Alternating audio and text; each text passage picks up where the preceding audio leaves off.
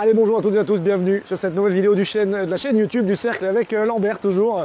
On n'est plus dans un ville de cœur, mais on est... Alors c'est ici la ville de cœur. C'est ici ta ville de cœur. Le Parisiano-parisien. On est dans le 14e Lambert et on va aller visiter une de tes OP. C'est ça, une petite opération très simple, rapide, efficace. Bon. Comme on aime les faire. Puis, j'aime bien toujours avoir des trucs un peu plus petits et plus rapides à côté de divisions d'immeubles qui prennent plus de temps, qu'on maîtrise moins sur la durée. Donc vous avez d'autres vidéos qu'on a déjà filmées avec Lambert sur la chaîne du Cercle dans les immersions.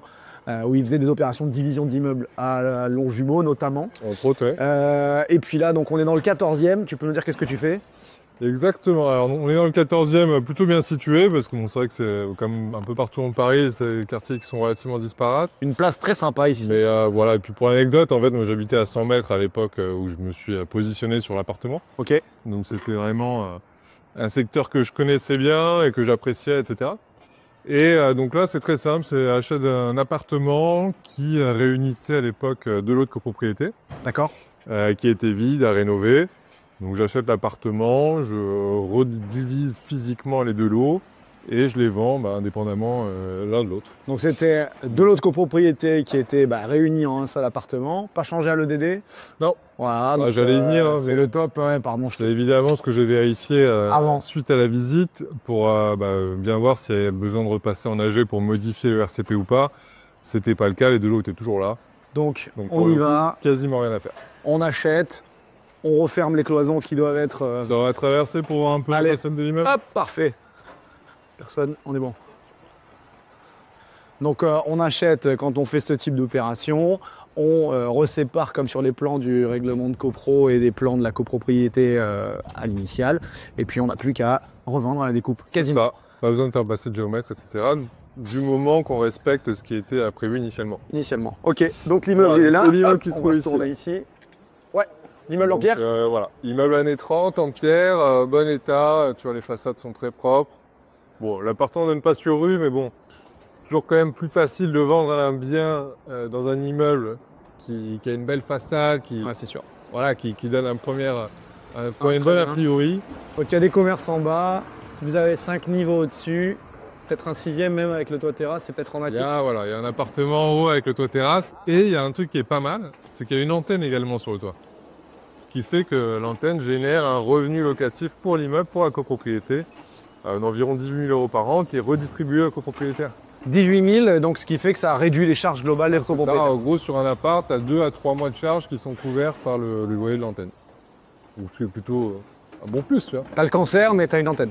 Mais visiblement, je vais te poser un peu la question de se renseigner. En fait, normalement, c'est pas risqué, mais si ça devait être risqué, ça le serait plus pour ceux qui habitent autour. Parce que finalement, tu vois, le rayonnement c'est pas vers le bas, quoi. Entendu à l'entour. Quel vendeur, mais quel vendeur. Il y a l'antenne qui est dans l'immeuble qui est en face. Petite astuce. Allez, on va rentrer, puis on va visiter tout ça. Alors, donc, l'immeuble propre d'extérieur, mais voilà, partie commune à rénover. Ouais, c'est un classique. C'est assez classique, dans Paris, il y a quand même bien pire aussi. Il y a beaucoup mieux, bien sûr, quand on va sur du bel Haussmannière, mais plutôt correct. Et surtout, si tu veux, on est sur une rénovation à prévoir qui est pas exorbitante, parce que finalement, tu as de la toile de verre partout, tu as des planchers béton, donc ça va être une réno de commun assez classique. Et justement, j'avais fait une petite simulation pour les personnes qui venaient visiter, en prenant une fourchette entre, je sais plus ce que j'avais pris, entre 30 et 60 000 € pour la rénovation des parties communes.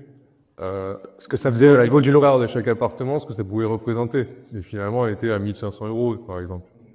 Donc c'est quand même relativement faible, c'est des coûts plutôt. C'est bien d'apporter des éléments pour que la personne puisse se rendre compte, mesurer son risque et savoir ce que ça pourrait coûter. Mais voilà, c'était pas bloquant en tout cas. Donc voilà, on a les deux parties ici. Je te refais un petit peu historique parce que vas-y. Ça a pris un peu de temps, mais en gros, donc j'ai visité juste à côté. Et en février 2024, je vois une annonce, donc on market, sur un appartement dans l'immeuble qui était à vendre. C'était un petit T2. Donc je vais le visiter, etc. Juste au-dessus. Et je fais une offre. Offre refusée. Bon, l'appartement était intéressant. Mais offre refusée. Mais je prends contact avec l'agent IMO. En fait, elle m'explique qu'il y a la moitié de l'immeuble qui va être à vendre. Ok. Parce que c'est un immeuble qui était en copro, mais détenu par deux parties d'une même famille. Donc, tu avais une partie qui avait 50%, l'autre qui avait les autres 50% des lots. Donc, cette partie-là, elle avait décidé de vendre tous ses lots parce qu'il y avait un héritage et il fallait couvrir les facs. Donc, finalement, la fille de l'agence me rappelle peu de temps après, me dit « Ah, mais j'ai un autre appart qui vient d'être mis en vente. C'est un studio, elle me donne le prix, c'est intéressant. Par contre, il est loué, il y a des problèmes, etc. » Et le problème, c'est que le loyer était très faible par rapport au loyer de marché. Bon, je vais quand même le visiter. Encore une fois, ça aurait été à 1 heure de chez moi, j'y serais pas allé. Tu vois, mais comme c'est à côté, c'est un immeuble, en plus j'étais déjà venu, je me dis ouais, ça peut être pas mal. Donc j'y vais, bon, je me rends compte que ça va être compliqué, que le profil du locataire ne permettrait pas une négociation facile pour un départ. Mais par contre, pour la visite, elle me dit ah sinon j'ai aussi un autre truc, juste au-dessus, qui va être mis en vente là dans les prochaines semaines. Donc cet appartement. Ok. Donc elle me donne les prix en montant, enfin en descendant, je me dis ah c'est pas mal. J'arrive, je vois 2 portes, forcément tu te dis suspicion de l'autre copro, à vérifier comme on disait par la suite s'ils existent toujours bien, mais du coup d'autant plus intéressant quoi, parce que ça veut dire qu'on peut revendre des plus petites surfaces, donc monter un peu au prix du mètre carré, etc. Donc à l'époque, donc c'est début avril. Donc première visite en février sur un autre bien, là celui-ci début avril, je fais une offre 315 à l'époque pour 45 mètres carrés, offre refusée. Je remonte un peu de 10 000. Donc en gros, je me positionne, ça fait quoi? Ça va être 7002, tu vois. Je monte à 325 et 7002 du mètre carré. Refusé également. Donc je me dis, bon, bah, tant pis, de toute façon. Déjà, 325, c'était un peu serré. Haute pour moi, okay, ouais. Je me dis, tant pis, je passe à autre chose. Et l'agence me rappelle fin juin pour me dire, bah, l'appartement est toujours en vente.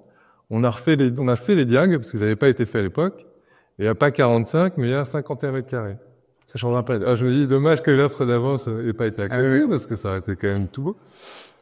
Donc du coup, comme j'avais fait une vidéo, si tu veux, lors de la visite, je me remets dessus, je revois mes chiffres rapidement, mais dans la journée, j'envoie une offre à 350, donc on est à 6008 du mètre carré, si j'ai pas de bêtises, pour l'acquisition 50 mètres carrés, 350 000 euros. Voilà. Offre acceptée 2 jours après. Ok. Et sachant que dans l'offre, je mets bien conditions de financement. Ouais. Avec, je mets un apport de 100 000, je crois, un truc comme ça. Ok. Et je fais passer l'autorisation de pré-commercialiser my lot pendant la durée du compromis. Donc, idéal, ce que je fais sur les immeubles, hein, quand il y a plus de puis tout négocier tes conditions optimales de sortie avec la condition de financement et j'ai après-com pour valider l'opération avant même d'acheter. Ouais, super. Donc, nickel. Et de toute façon, en fait, c'est vraiment comme ça que je le voyais. Parce que sur cet appart, je suis pas allé voir une seule banque. J'avais, dès le début, dans l'idée de pas aller voir les banques. Ok. Parce que j'ai déjà pas mal d'encours auprès des banques partenaires. Ouais, tu t'es dit, soit c'est préco, ouais, et puis la marge n'était pas énorme, donc je vais ça va te la griller.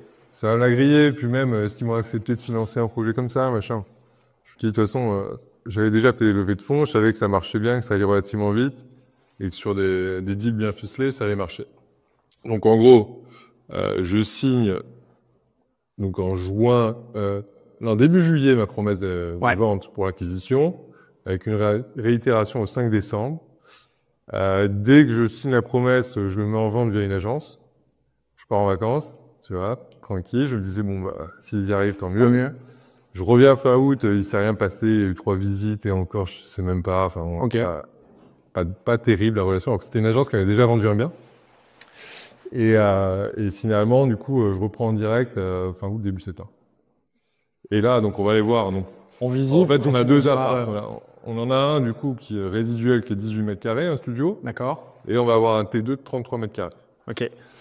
Donc, celui qui a le plus de succès lors de la mise en commercialisation en direct, c'est celui-ci, 18 mètres carrés.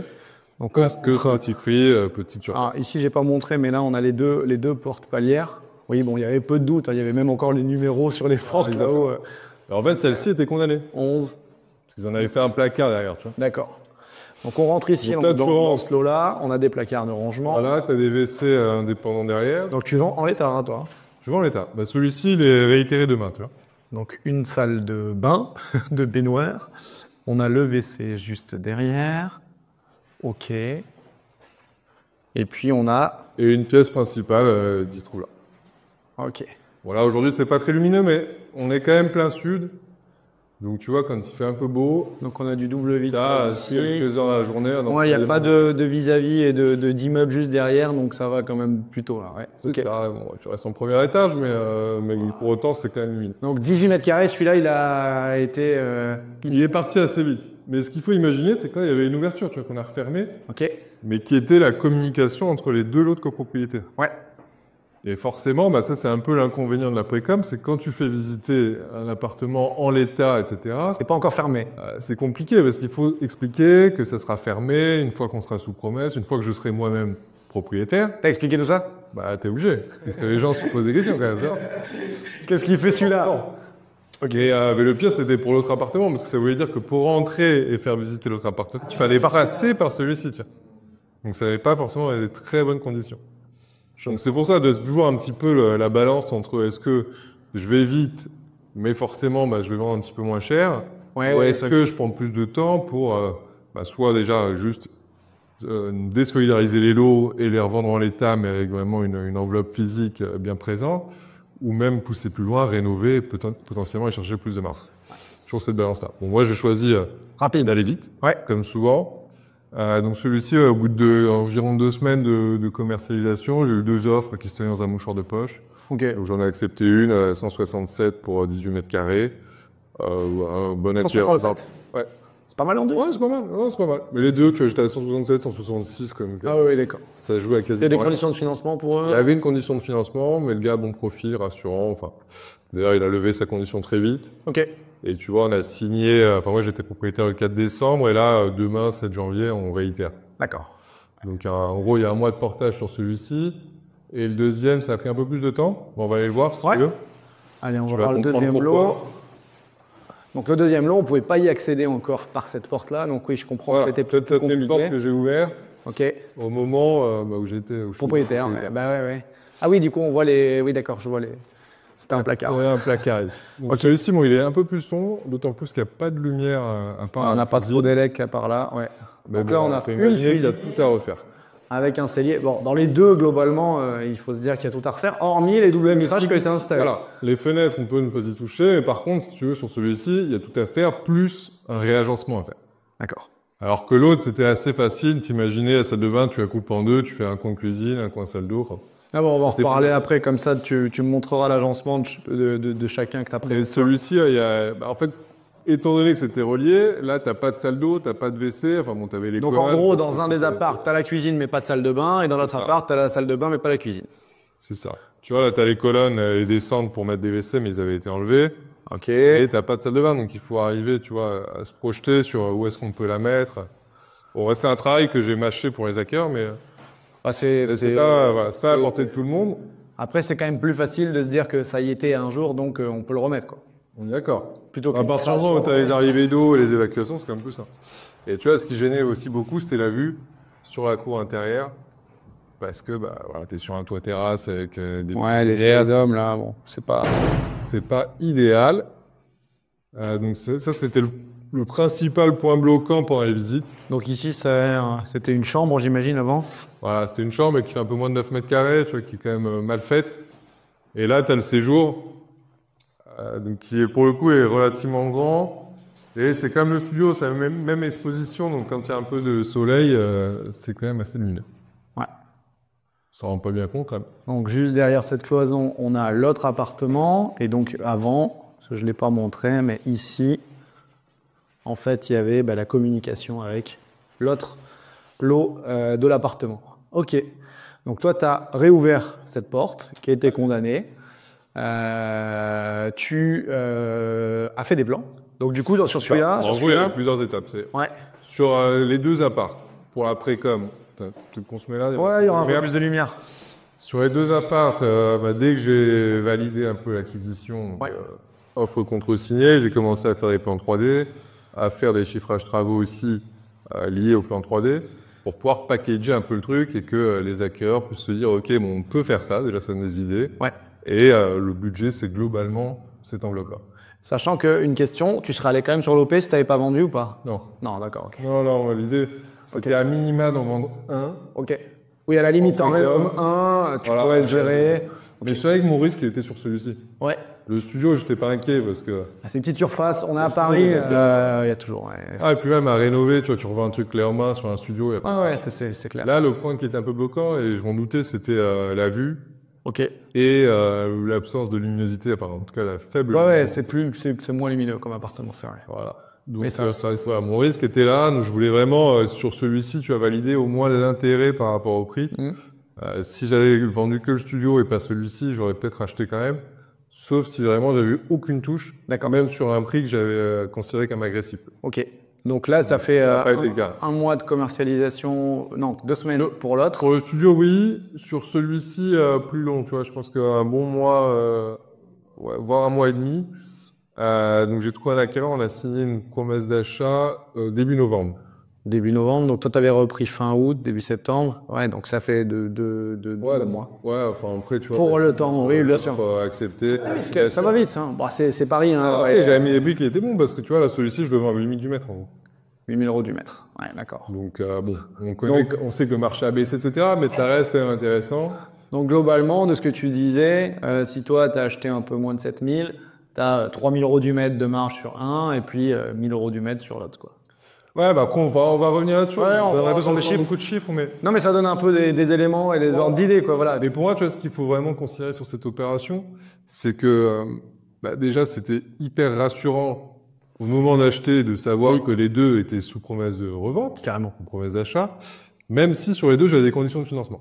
D'accord. Mais tu vois, bon, l'avantage de Paris aussi, c'est que tu as quand même souvent des profils qui sont bons. Ouais, des gens qui sont capables de financer. Là, ça se fait 2 investisseurs Ok. qui avaient du patrimoine, etc. Donc, bon, assez vite, tu t'aperçois que les gars sont relativement fiables. Après, Ouais. c'est pas une garantie, hein, mais c'est sûr. c'est plutôt rassurant. Et tu vois, celui-ci, je suis censé le réitérer début février. Là, il a quasiment levé sa condition. Enfin, il y a juste un petit truc. Ok. Il fait jouer 2 banques en parallèle, Non, c'est bon. mais a priori, il ne devrait pas y avoir de soucis, donc ça va être très rapide. Parfait. Et je reviens du coup sur le financement, tu vois. Ce que j'avais dit, c'est que je voulais pas aller voir les banques sur cette opération. Ouais. Et c'est pour ça que j'ai essayé d'aller vite sur la précope, quitte à baisser un petit peu, tu vois, ma marge, mais pour avoir un deal bien ficelé, avec au moment où je vais voir les investisseurs, 100% deux lots qui sont déjà sous promesse. sous promesse. Il y avait encore les conditions, on l'a dit, c'est pas de la pure préco Windsor, mais quand il y a des investisseurs qui vont regarder le dossier, je peux vous garantir que ça change tout.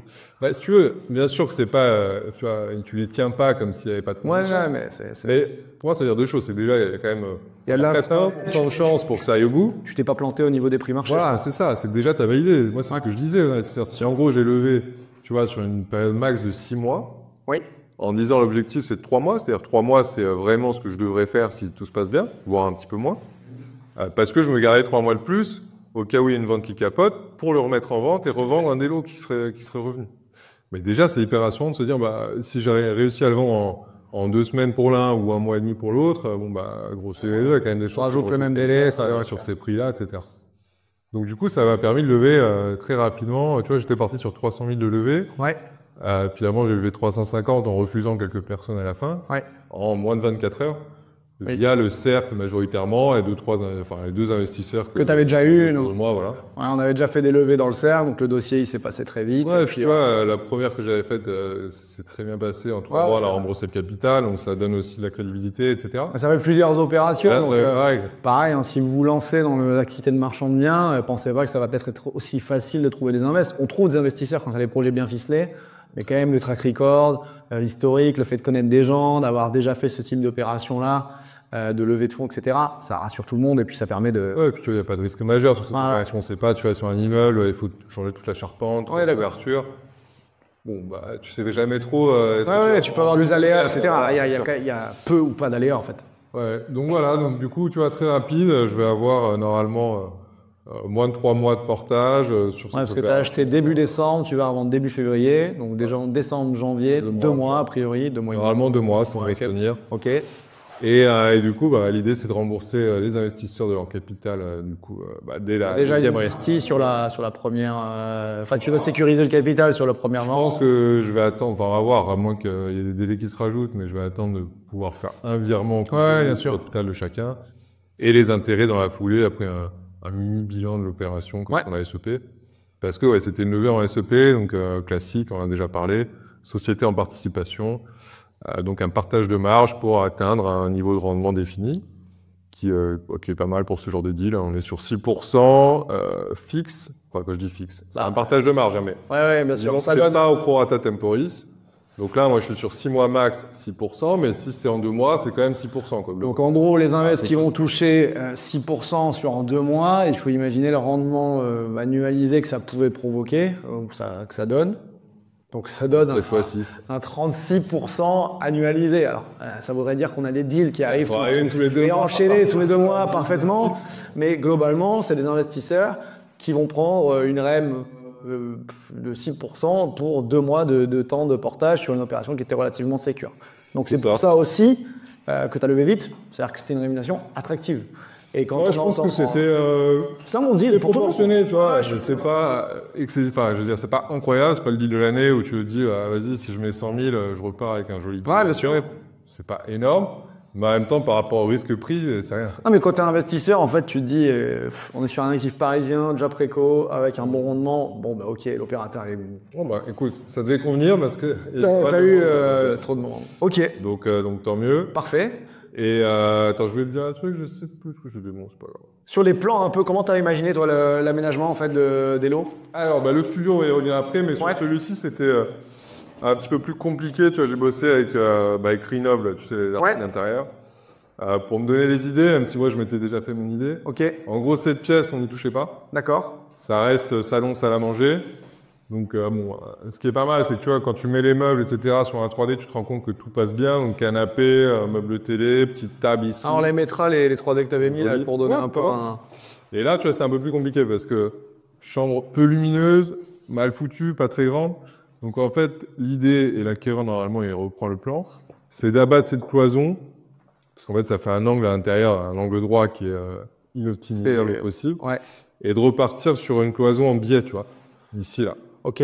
Donc tu gardes ton passage, mais par contre, tu ouvres complètement la chambre, ce qui permet de mettre un lit double dans cet axe-là, enfin, contre le mur du fond, tu vois. Ah, ok. Ok. Parce que là, on peut pas. Sinon, tu arrives, tu es englouté. Ouais, donc tu as dit que tu pouvais le mettre dans ce sens-là, mais du coup, tu perdais. Après, t'avais plus rien. Donc là, tu peux le mettre ici, tu pourras mettre un dressing sur ce mur ici, là. D'accord. Et l'idée, ensuite, c'était d'ouvrir toute cette largeur. Ok. Parce que derrière, tu as le renfoncement, derrière les WC, plus un petit renfoncement récupéré dans la cuisine, pour faire une salle d'eau ouverte sur la chambre. Ça fait une suite sans Et récupérer une petite fenêtre. Petite fenêtre qu'on a dans la partie. Un peu plus de lumière également. Donc ici, le WC reste, mais du coup, tu. En gros, tu vois ça. Ça saute. Ah, ok, voilà. C'est un petit renfoncement de l'évier de la cuisine. Là, ici, on ferme. Ouais. Donc là, tu as un WC indépendant. Avec ta colonne, l'arrivée d'eau qui est déjà existante. Ouais. Et tout ce volume, ok. Tout ça là, et celui plus la fenêtre, tu récupères la chambre. Donc là, la cuisine, vous voyez, il y a le renfoncement derrière l'évier. Donc ça, c'est récupéré côté salle de bain. Ouais, on verra là. On va fermer ça et tout le renfoncement est récupéré derrière pour la salle d'eau.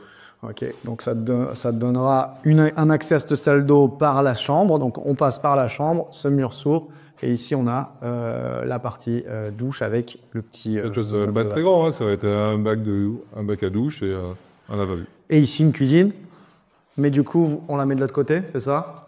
Écoute, moi, j'étais parti pour la mettre de l'autre côté. Finalement, l'acquéreur, en fait, il va la laisser sur ce pan de mur. D'accord. Mais il va défacer le compteur, tu vois, il va le mettre là, pour ouvrir en fait cette cloison, enfin cette partie de cloison. Ok. La porte en fait elle est ici, la porte d'entrée. Et du coup décaler la porte d'accès à la cuisine. Ok. Pour pas qu'on vienne taper dans les. D'accord. Dans les meubles bas. Ok. Dans le plan de travail. Justement là, généralement quand on a des lots doubles, il y avait encore 2 compteurs. Non. Bon point. Là, en fait, j'ai déjà eu le cas. Parmi les petites choses que j'ai dû faire, il y avait, fermer entre les 2 apparts, ouvrir la porte. Et le principal point, c'était de rajouter un compteur électrique dans le studio d'à côté. D'accord, ok. Parce qu'il n'y en avait pas. Ouais. Et donc ça, je le savais, je l'ai anticipé, etc. Je fais passer Enedis pour une étude technique, pour un devis. Finalement, c'est très bien goupillé au niveau délai. Comme j'ai tout fait en amont, si tu veux, j'ai toujours pu prévoir la date d'intervention. Donc les travaux Enedis, je les avais prévus 10 jours après ma réitération, enfin 1 semaine après ma réitération, ça a été fait. Parce que généralement, quand vous avez les 2 lots de copropriété, il y a un des Linky, c'était pas des Linky auparavant. Parce qu'on a eu... Là, si, remarque, c'était déjà Linky, mais bon, ici, il avait été changé. Voilà, et de l'autre côté, le tableau a été enlevé. Donc il faut le faire rajouter. Alors c'est moins complexe que d'en ajouter un, d'en créer un nouveau. Bah, ça dépend. En termes Voilà, par exemple. de puissance. Souvent, c'est ça. Ouais, mais là, par exemple, la colonne montante électrique des communs, elle n'était pas aux normes suffisante. actuelles. Oui, Et d'accord. le diamètre de câble ne permettait pas de rajouter un compteur et de tirer un câble sur toute la distance. C'était la distance qui pesait. Ah, c'est la distance qui posait problème. Donc du coup, là, ça a coûté un peu plus cher. Ok. Et je l'ai su tôt, donc j'ai accepté payer. C'est qu'on allait se repiquer en pied de colonne. D'accord. Et on a remonté sous goulotte jusqu'à l'appartement. Vas-y, montre-nous ça. Montre-nous ça. Combien ça t'a coûté, ça? Ça m'a coûté dans les 1050 € pour le week-end. Tout frais compris? L'installation plus le... Bah plus, moi j'avais juste à ma charge à percer les planchers. Ok. Les planchers communs. On va y J'ai revenir. demandé à la copro, etc. l'autorisation. Donc, le premier Linky... Alors, attends. Donc, le deuxième, en gros, j'étais ici, tu vois. Elle était là, c'est ça l'arrivée électrique du premier? Là-haut? Ici, il traverse. Moi, je pense que si, sur cette grande goulette là-dedans. Ah, non, c'est le du haut? C'est le du haut, non, c'est celle que j'ai fait poser. Ah oui, celle du haut. Ah non, celle du haut, elle va jusqu'ici. Je chemine. Elle descend. Donc ça, c'est Enedis qui te l'a fait. Oui. Ok. Et donc, ils t'ont posé le compteur. Ici, D'accord. Parfait. comme prévu et validé avec l'acquéreur. D'accord. Et en gros, tu vois, après, tu as tout ce cheminement. Ah non, là, c'est la terre. Je n'avais pas vu. Tu as tout le cheminement qui nous mène jusqu'ici où tu avais donc l'ancienne colonne élect, c'est ça, tu vois. Ouais. Bah, Et tu avais des emplacements. Moi, j'avais vérifié au moment de la visite, tu avais bien un emplacement pour se brancher dessus, mais la section de câble, par rapport à la distance du couloir, ne convenait pas. donc là, ils t'ont retiré. Et toi, tu as fait des J'ai percements. percé les planchers jusqu'à la cave, D'accord. jusqu'au câble, et eux, ensuite, ont tout passé jusqu'à l'appartement. Et ça, tu as demandé une assemblée générale de copro? Le syndic m'a donné l'autorisation, tu sais, c'est des travaux en dessous d'un certain seuil. Ok. Ils m'ont signé les documents, etc. Parfait. Donc plutôt cool. Ouais, parce que ça aurait pu être Peu de lumière. un peu plus pénible si j'avais dû passer en AGE ou en AGO même. Ah, carrément. Pour faire valoriser ça. Ouais, il aurait fallu attendre longtemps. Peut-être. Potentiellement, oui. Donc, gestion d'Enedis, super. Gestion de financement, on a parlé. Le sourcing, donc du coup, c'était en fait du On-off. on qui a fini en off un petit peu, c'est ça? Ok. La commercialisation, on a parlé, ça a pris 1 mois et demi, 2 mois. Voilà, on en est à t'as acheté, tu vas revendre un premier lot, donc celui-là très rapidement, le deuxième dans 1 mois. Bilan de l'opération, ça donne quoi en termes de montant de marge par rapport Ouais, c'est pas énorme. Enfin, la marge, franchement, elle est pas énorme par rapport à d'autres projets, etc. Oui, oui, mais En résiduel, tu vois, je dois être après financement, etc. Je dois être sur un 12% de marge. 12%. Mais si tu veux, je pense que ce qu'il faut retenir, par contre, c'est que je mets je sais plus si je mets 10 ou 15 000 euros Ouais, de ma poche. ouais, Et finalement, je fais un x4. ouais. Donc tu vois, c'est pas considérable en termes de masse. C'est super. Mais en termes de, c'est ce que je te disais avant, c'est zéro stress sur l'opération parce que finalement, bah, tu as des portes de sortie au fur et à mesure, tu as un peu de temps, etc. pour réfléchir, anticiper les choses. La levée de fonds fait que finalement, bah, je mets très peu. Tu vois, j'aurais pu gagner un peu plus en prenant moins. Oui, tu Ça mettais m'a arrangé aussi. un peu plus d'apport. Toi, J'aurais pu. de J'aurais fonds pu en propres. mettre plus, mais finalement, comme j'avais pas mal d'autres acquisitions en parallèle, ça m'arrangeait bien d'avoir Ouais. assez peu de cash investi là-dessus et immobilisé.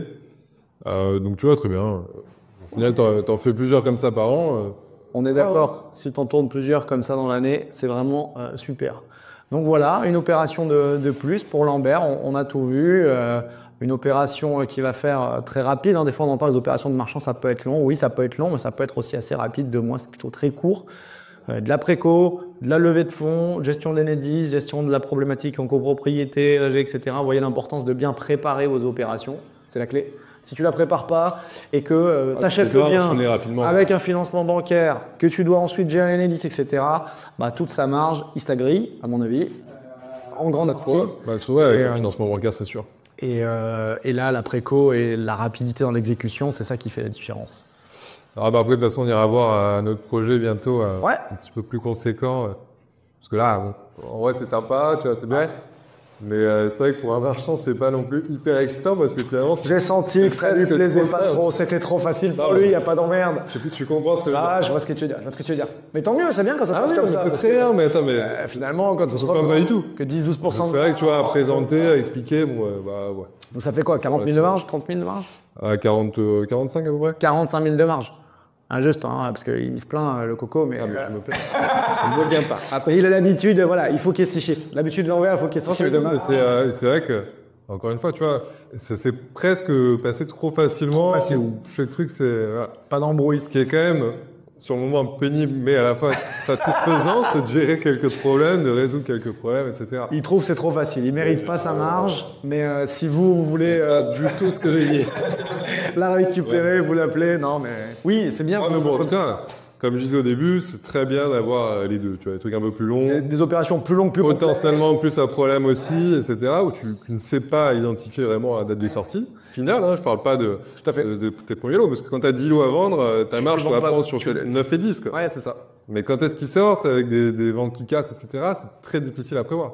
D'ailleurs, dans ton prévisionnel, souvent, tu mets très Ouais, loin. on met loin la main. Parce que le temps de rembourser sur la banque pour Ouais. l'investisseur, ton apport, et ensuite toucher à C'est la ça, marge. la marge, tu la touches plus tard. Après, généralement, Là, c'est bien. votre risque financier, il s'enlève plus tôt.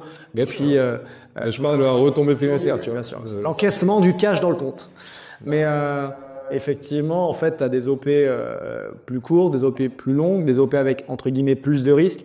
Mais sur les OP avec plus de risques, il faut aller chercher des marges un peu plus importantes parce qu'en fait, le risque, Ah bah clairement. vu que tu l'as pas, enfin si tu l'as identifié, mais tu ne peux pas le résoudre dès le départ, tu sais pas exactement à quel point il va être risqué. Je pense à des immeubles où tu as plein de points, une façade, un problème de structure, un problème d'Enedis, un problème d'assainissement, un problème de je ne sais pas quoi, d'éviction, quoi qui se passe pas bien, des refus de prêt.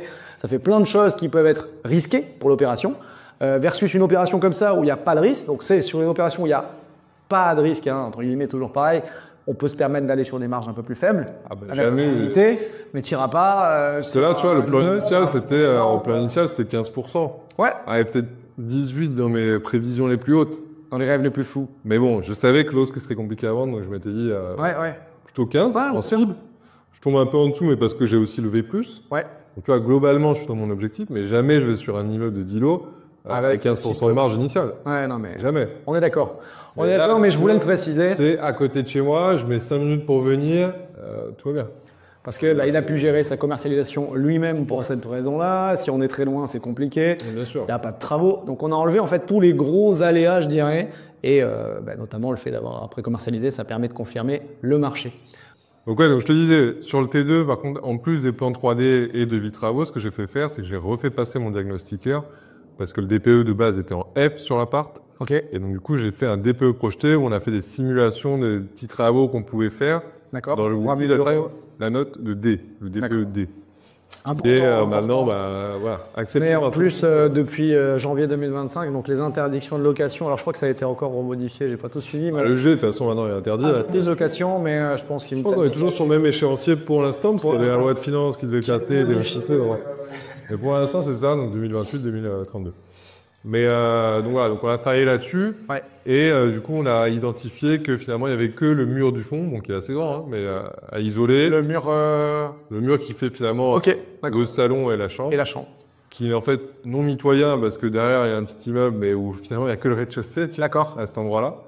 Donc bref, si on isole ça, on passe en D, en faisant aussi, je sais plus ce qu'on met, enfin bon, les radiateurs, c'est au gaz déjà Ok. commun, mais en mettant un ballon de chaude performant, etc. C'était bon. Donc tu vois, ça permet aussi de donner un document de diagnostiqueur de professionnel qui permet à l'acquéreur de savoir que s'il fait cette rénovation, il aura ce résultat énergétique.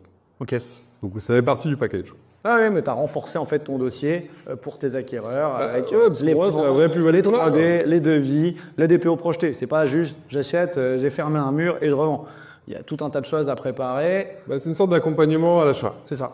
C'est dire, bah voilà, t'achètes un truc en l'état, mais en faisant ça, ça te coûte tant, et t'arrives à tel résultat. Tout a été préparé, tout est Un peu de carré. choses, ouais, quoi, mais- Ah oui.